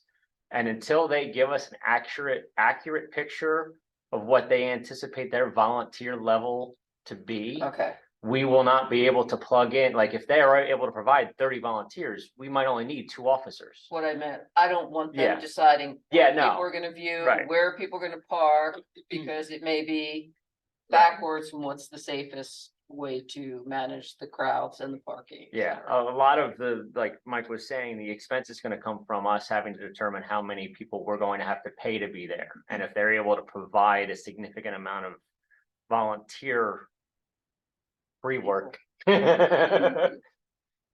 We don't have to expend so much out of our budget, and I think that's what Mike's trying to get them to do, which it's kind of like herding cats a little bit. And to go to your point, Mary Beth, I do agree with you that I believe chief or fire company should be the ones that ran that. My intent was just to say, instead of them bringing in a piece of paper, you can put some logic behind of where I'm gonna put the EMS and the fire somewhere between the fireworks and the pedestrians where they might be needed.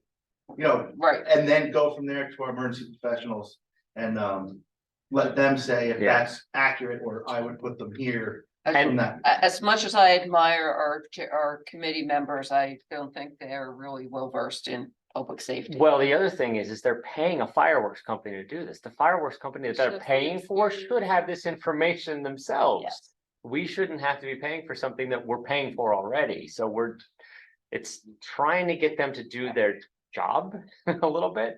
The only other thing that I have a concern of, and Scott, Scott is on the board as well. They haven't really talked about fundraising much whatsoever. We're fun. Because I know there's businesses in the township that would love to be involved with, helping support this, and I don't know that there's been a push for any business involvement. Unfortunately, I have no knowledge of what's going on in the past month, so Mike will have to fill us in. I would add that I've kind of, at least from my perspective, some of the things they wanted to do with selling clothing and seeing things like that seemed like a lot of work on our end, or would end up in staff's hands to do. I think what the Tricentennial committee needs to do is something we did last year with the fall festival. Really nail down the price of things and then say, go out to local businesses and say, we're getting souvenir cups to give out at the July 4th parade. Would you like your logo on the other side? If you do, it will cost this much for us to buy 1,000 cups with the 300th anniversary and your logo, a local business's logo on the back that we're gonna give out. I think there are ways to find out what those things will cost and get local businesses to cover them. At Veterans Committee in Tricentennial, we've had about those billboard trucks, rather than the signs on the fence, potentially getting something like that for the day and potentially using that as a way to sell advertisement time to some local businesses to help cover those expenses of fireworks and things, and recouping some of those expenses that way. Rather than, we're gonna bake brownies and sell things and try Not and raise sell money that way. advertisement space, but to publicize our sponsors. Right. Yes. Okay. Would there be any downside to asking for expressions of interest from our website? So that I know businesses will need to start budgeting for things like that. It would be great to give them a heads up that there may be opportunities to be part of the 300th Tricentennial. Well, and that's what we're trying to get the Tricentennial committee to do, so if anybody, live here this year. if anybody can Would you bend rather ears. have a law firm or an engineering firm on the other side of the top? I think is what I'm hearing. We'll split the order of 500 each, right? Wait, if that's the price, what if somebody else wants to come in at it? That's why I would say get expressions of interest. People Yeah. will then be able to all businesses of the township would be able to have a chance to be involved. Not Fight so- for that on Wednesday, Scott, Not- and. Roofing and siding Not to companies. steal away from Okay. this conversation, but we have a website. Put something on the website. That's what I mean. Put Yeah. something out. We are gonna be holding a Tricentennial Fireworks. celebration, fireworks celebration. If you're interested in being involved or being a sponsor or contributor, please Contact. contact us. Yeah, I would encourage the committee to come up with what a potential donor would benefit from. Is there gonna be a program for the Tricentennial celebration? What do they get in it? If it's not a cup, hey, here's our premier sponsorship level, you'll get. They're sponsoring the fireworks. Right, how are we gonna advertise them? As part of that celebration too. I'm afraid of fireworks. The longest running professional in the township. This is not pressure on our. Professional. Okay. Anything else of import at this point? Okay. Next one, opioid settlement. If you remember, board members, way back then in December of 2021, the board authorized me to sign all documents on behalf of the township related to the national opioid settlement. Participation agreements were signed and submitted shortly thereafter for it was McKesson, Cardinal Health, Amerisource, a whole bunch of them, and Janssen Pharmaceuticals. The township, so in my exploration of it, it was a big chunk of money that got released. Pennsylvania got most of it, and then the counties got most of the other ones. And then municipalities get like some crumbs. And I have not yet been contacted by the administrator yet about those funds from the original one. So I'm still in the process of exploring on how I can log into the portal for that first round that I signed in December of 2021. I'll update the board once I figure out how to do that. The other thing that happened is that there's another round that just got released. And so I just wanted to bring to the board's attention that because you've authorized me to sign the opioid settlements, I'm going to be signing again this round, which is for Teva, Allergan, CVS, Walgreens, and Walmart. It's going to be the same process. I'm just going to be signing these participation forms, and once the chunk of money gets made available, then they all divvy it up and see if we get anything. Matt and I researched this one a bit. In your minutes from December of 21, there was a note that you weren't clear at the time how the funds could be used. Part of the settlement documents in this round, for example, I have the one up here that's part of the Teva settlement.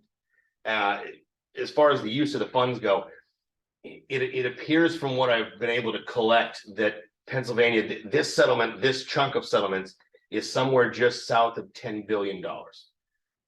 Pennsylvania, from what I've been able to collect online, might be in line for up to $1 billion of that. The numbers are based on the amount of opiates prescribed in the state, the amount of opiate-related deaths in the state, and the amount of opiate-related drug addictions in the state. Pennsylvania was hit very hard by the opiate epidemic, so its share will be higher than some other states. According to the settlement documents as they've been published for public review, it appears that municipalities, at least in this round, won't be getting the funds directly from the settling defendants, but that the funds will filter through the state. And the way that is set up is that up to 15% of whatever the state gets will funnel out into its constituent municipalities. So if Pennsylvania gets $1 billion, you're talking about $150 million in potential money coming down to different municipalities. That money can be used for, among other things, obtaining Narcan to be provided by first responders, the training of first responders in the use of Narcan, the training of first responders in dealing with people that are suffering from opiate-related problems, as well as drug take-back programs and things of that nature. So there are a lot of possible good uses the township can put this money to if and when it actually comes through. EMS funding? Yeah, it's unclear. It does mention first responders and training. It doesn't say directly EMS funding, but there are some catch-all provisions. Maybe we'll be able to find a way to do that.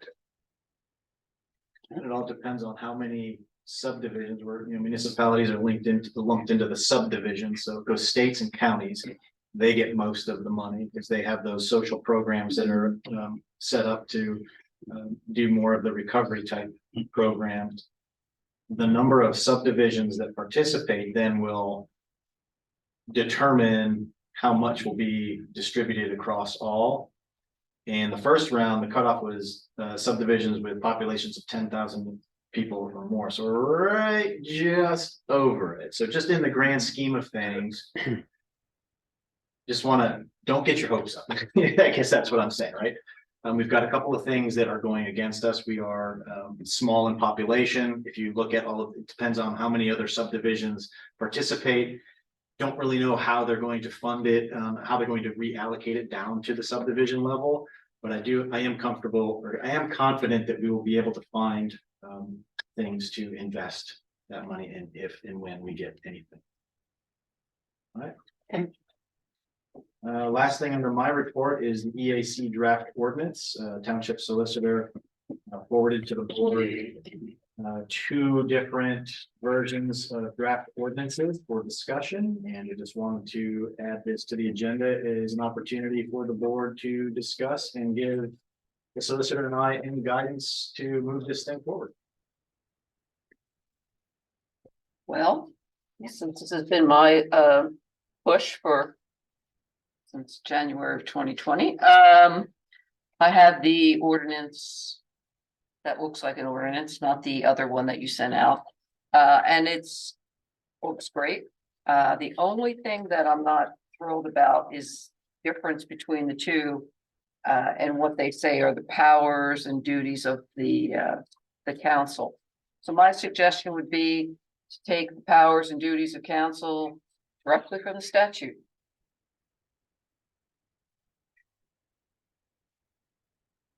Make recommendations, promote a community environmental program.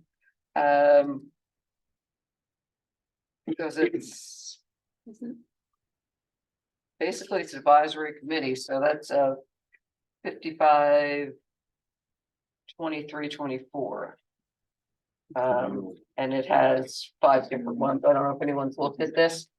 This didn't come with it now. No, I know, but some of what you just read off is in here. Some of it, but not all of it, and it's just weirdly put, like the committee, which it's a council, shall promote community environmental programming of which it is aware. Yeah, I would be taking that, That's a of little, which it is aware and just Well, stop at the program. the statute says promote a community environmental program, so I mean, that's just much cleaner language. I just for understanding why it's drafted as it is, I took the previous draft that had been originally circulated and tried to conform it to the statute, that's why. I think we might need to start anew on that, Yeah. not follow along with the old. 2000. What portion of the statute is not included in the ordinance? I'm trying to find the documentation that I just closed on my iPad from earlier today. I didn't see anything. Identify environmental problems or recommend plans. Some of this is in the one draft and some of it's in the second draft. But it's just really weirdly stated in the prior resolution, which is the one I'm looking at. You're looking at the resolution? I'm sorry, the ordinance. Well, what was the resolution? This is Right. the other one was in a different font. Some of what's in the statute was in that one, some of the statute was in this one. This is just cleaner language. Why don't we just use what's in the statute? That's the thing, Do you need to see that? I looked over the statute and compared it to this, and this is just a more plain language version of the statute. I disagree with that. The one that Sean wrote, it basically says all the exact same things. I don't think he followed along from our prior resolution. But I also looked at the statute when I did it. Yes, but he Okay. also looks at the But statute, the right, one thing I just said, of which it is aware, that's Yeah. not in the statute. Why is that why was that in the resolution? Some of it's in there, but I mean, just to make it clean, it's basically straight from the statute. Why not just use that language? So 2 and 3 are the exact same as B and C. No, D, it's not. yes, they are. There's nothing of The- which it is aware is in Yeah. The that. committee shall, no, powers and duties. The committee shall make recommendations as to the possible use of open land areas of New Britain Township. That's the next Yeah. one. That's The D. next one. The next Yeah, one. D, the committee shall maintain an index of all open areas, public or No. private. I'm looking at powers and duties, which she gave me. okay. They match up identically. Look at This, C.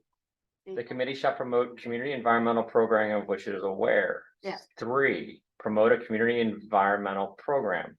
Full stop. doesn't say the same thing. Well, I'm saying, It's of more- which it is aware is just. To me, it sounds like, Superfluous. Okay, so it's not that you have to completely rewrite it, it's just get No. rid of some of the superfluous Yeah. language then. when you Or say you- to which of it is aware, it means that they don't get to do their own programming. When you say to which it is aware of. it Well, means no, what- which it is aware is what it finds out that it is able to do, it then does. I think it's just Yeah, incomprehensible I- language. I mean, it's fine, so you strike that, but I mean, other than. I'm looking at Right. this. It's basically One the and A are same, the but there are, same. there's B and two some, are the same. 4, keep an index of all areas, probably primarily owned and then flip areas, also anything naturally. Yep, yeah, this one I like. I did not like the one where we're having 7 members with both a planning commission and a park and rec board member. I think planning commission is included in the statute, planning commission member. I don't know that we need a park and rec. I mean, we're all gonna liaison anyway. Well, to me, I would have 5 members of residents and include, or add extra, a park and rec and a planning commission person. But then we have to, but the statute says you can have 3 to 7 members. So it's 7, 5 and 2. Okay. But this says 5, so you wouldn't change it to 7. What I would say is the EAC shall consist of 5 members of the public or residents, 5 resident members, and include 1 member. Or if you're gonna do it the way you suggest, the statement would have to be that it shall consist of 7 members, Members, 5 of yes. which are members of the public. Public. In addition, it would also have 1 member that's sitting on the planning commission, 1 member that's sitting on the parks and rec. If you Yes. choose to do it that way. That's the fine way with me. to phrase it. Yeah. Is It that would fine have- with everybody else? Yeah. Because I think they all can work together, and I'd rather have, because the planning commission and the park and rec board have their own different terms of serving, so I wouldn't want to mix. That also complicates the term of the members of the EAC. I like this version. I like the 5 with 1 member of the planning commission. Everybody on our commission and councils or whatever we're gonna call it is a resident of New Britain. We've already determined that. But I think if you start getting members of different committees who might have their own idea of look at it through their committee. I can see planning commission, because when things come up with planning commission, that's one of the things they're looking at. I don't think Parks and Recs needs to be a member. We don't need a member of Park and Rec on this committee also. I Doesn't think have it's to be just gonna, required to be. yeah, I think it's gonna lead to more complications. Since the board was considering rules and regulations or essentially how to govern the Parks and Rec Board, you can also point out or recommend that a member of the Parks and Rec Board be appointed from that board as a liaison to the EAC committee, but they don't necessarily need to be a voting member of the EAC. You can do it that way if you choose. Yeah, I like that better. Well, would we want to take planning commission out of being a member and just make them a liaison then? That way we get more community involvement and we're not taking up a Yes. board seat by a planning commission member? Yes, Okay, I think that would be good, because they do, both of those committees will be very much involved in using and utilizing the EAC's expertise, because literally parks, all our parks, if we want to utilize our park and rec board a little more, there's streams through park and rec, there's, buildings in park and rec, there's planters in park and rec in all our parks that you could then start using that expertise of doing some of these programmings and that sort of thing. I think it would be great to have all 3 of those committees working together. I like the liaison rather than a voting member. Like liaisons. Is a good idea. Yeah. That way a different liaison could be appointed each year. We wouldn't have to worry about terms. Right. You also don't have to worry about whether if that member of the planning commission then leaves the planning commission, they automatically leave their seat from the EAC as well, and you're replacing 2. Or yeah, planning commission might have to appoint a new member to the EAC or however you choose to do it. Right. Well, it would be you guys, because you'd have to make the decision on who's in the EAC. Right. But you do still want 5 members with planning commission and Parks and Rec to appoint liaisons, but not necessarily members of the EAC, correct? Okay. Makes sense to me. and then get rid of the superfluous language and C. Got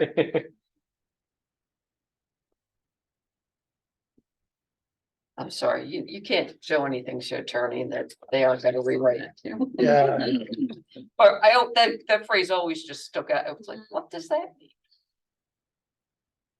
how could they do programming of which they're not aware, right? You know, it's pointless language. Kind of like defining their expertise.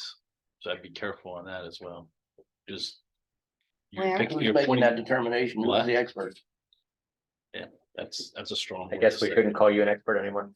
I am. Only in court. When you point residents and then saying their expertise. I'm just making a call back to the earlier applicant who was in front of us. The test of an expert for court purposes is actually fairly low. It's very easy to be an expert in court. Any other suggested changes or anything out of place? Okay, Everybody happy with it? I'll make the board suggested changes and we'll get on your agenda. Awesome. Satisfied, Cynthia?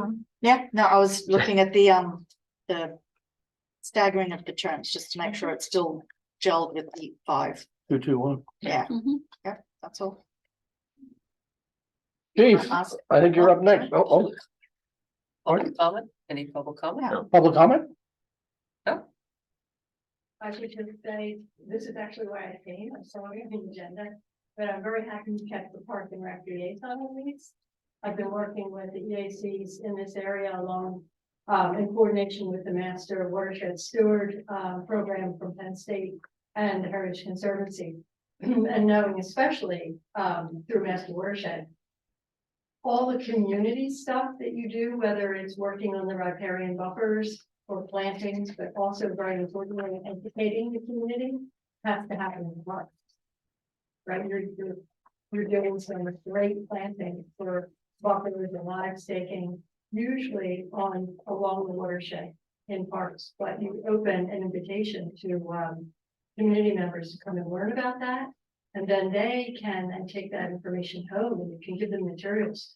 But having that park as a place to, just have that initial venue and get something done, as well as the Master Watershed coming in and helping out. So I think the park people would have to be coordinated, but they always are. So it's a great thing, it's wonderful. Sounds like we have our first member of the EAC. Thank you. Anybody else? Now it's you, Chief. Do we need to speak about the EAC right now? Can I back up too, but as far as the EAC goes, I guess we're a little ways away from public review of a first draft of this resolution. Is that what I'm- Solicitor is gonna make some further revisions, minor. And then we should have the final draft that we will advertise. I would anticipate if you'd like it I can certainly have it advertised for a public hearing at your business meeting later this month, if that's what the board would prefer.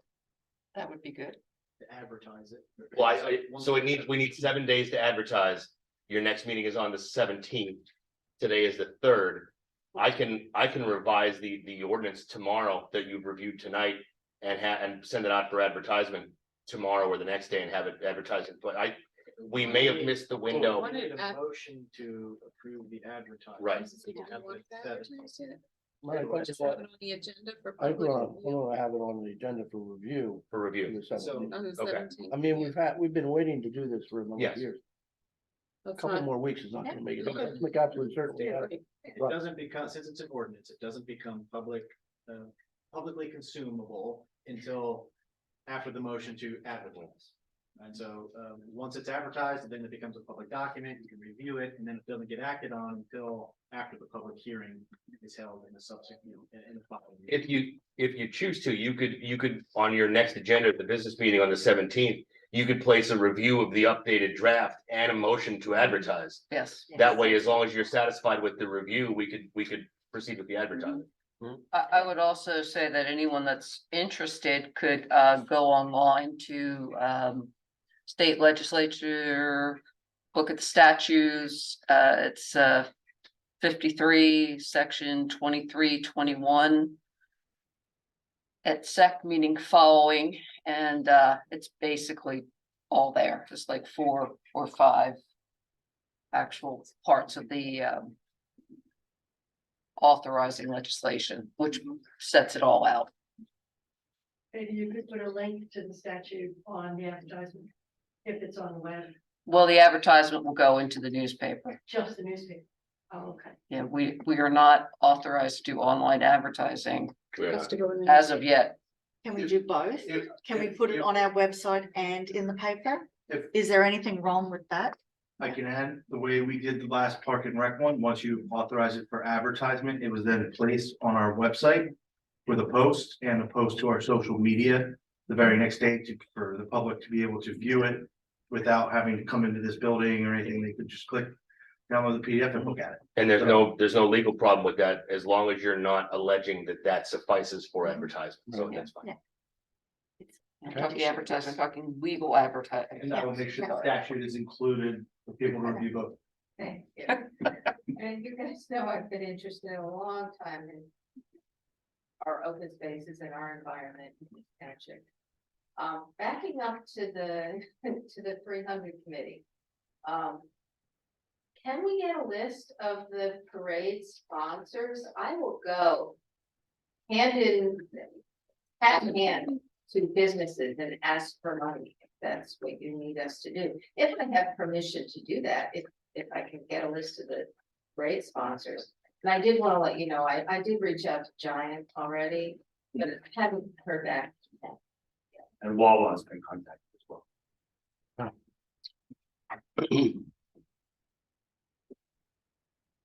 Do we have a list of parade sponsors? I don't know, I I'm know sure we're we just do. starting that process, and Yeah. I'm gonna We have coordinate table with this from prior years. Christine tomorrow. Okay, I'm gonna say for every event we have a list of previous sponsors and places we send letters to, so.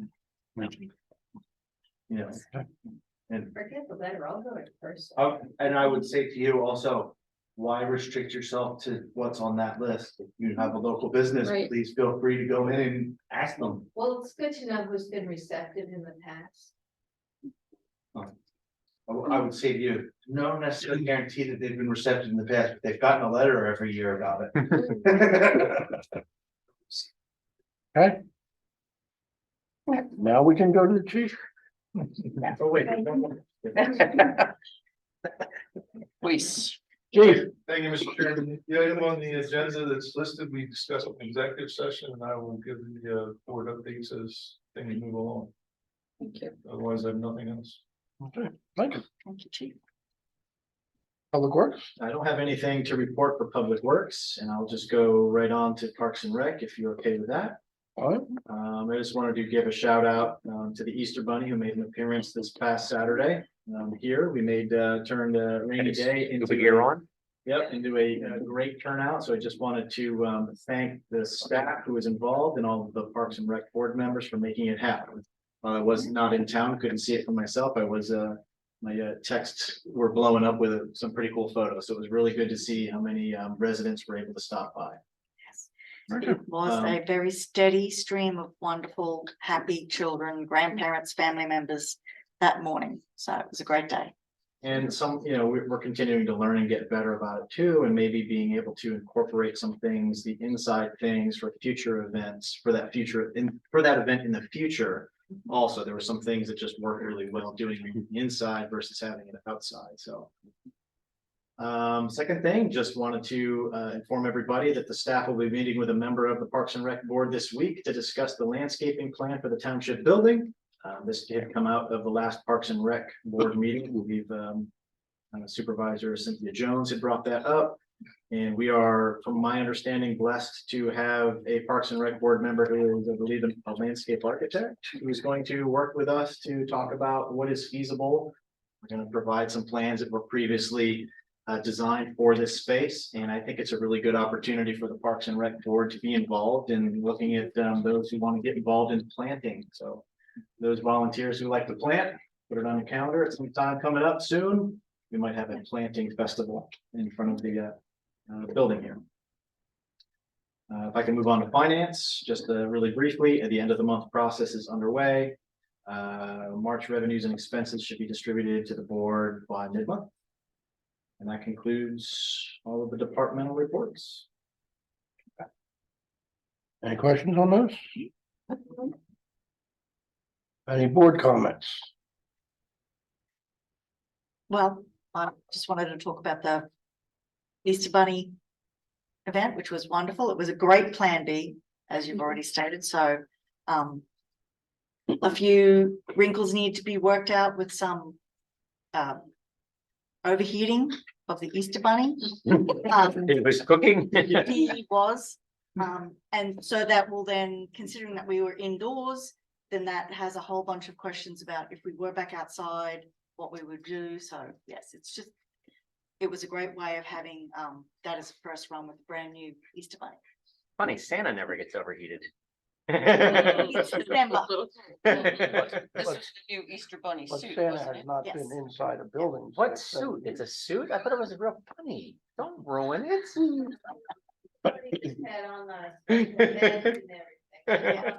That could be deleted from the tape. How many kids do you think are watching? Come on. That's your bedtime anyway. Class of fourth graders.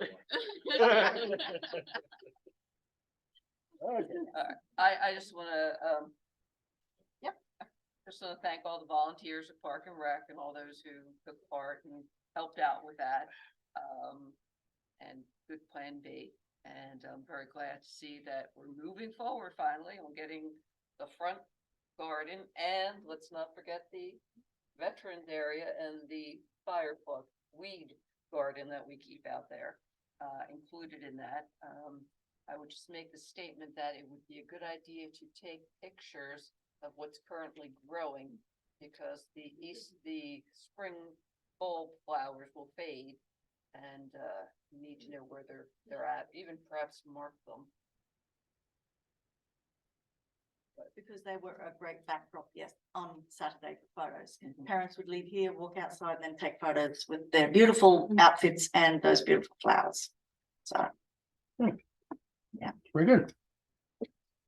I'll just reiterate what everyone else has said. I attended as a mom with a little one with the Easter Bunny on Saturday, and he was very happy to be here and get to see the bunny. And so thank you to the Parks and Rec group for doing that. It was not, unfortunately, the weather was just not meant to be this year, but thank you for finding a way to make it work. Greg? I don't actually have any comments. Oh, wow. Already got my crack in. I will. That's an egg joke. Keep on yoking. Okay, I have no comment, so.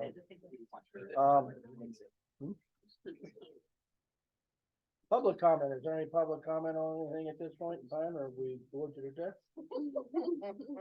The Okay. comedy hour. They'll either down by 7 months.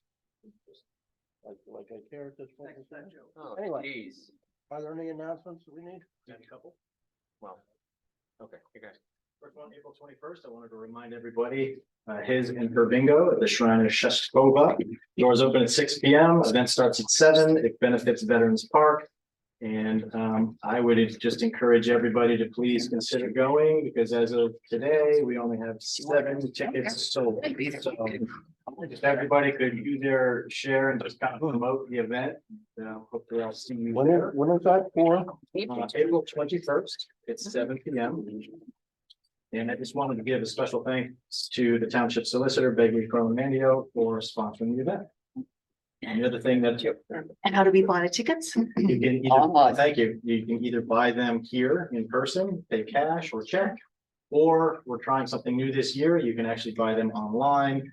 Look at our the township's website or social for a link to follow to pay online. It's $25 in advance, $30 at the door. And as a reminder to the board, we will be meeting in executive session at the conclusion of this meeting to discuss litigation and personnel, and will not be reconvening this meeting. It's not. If there are no other things to be discussed, I'll go through the next meeting of the Board of Supervisors will take place on Monday, April 17th, 2023 at 7 p.m. at the New Britain Township Building. Then reading materials will be posted on the township website before the meeting date. And this broadcast will be available online within a day or two. There are no other items, is there a motion to adjourn? So moved. For a second, Second. any other discussion? All in favor, say aye. Aye. Aye.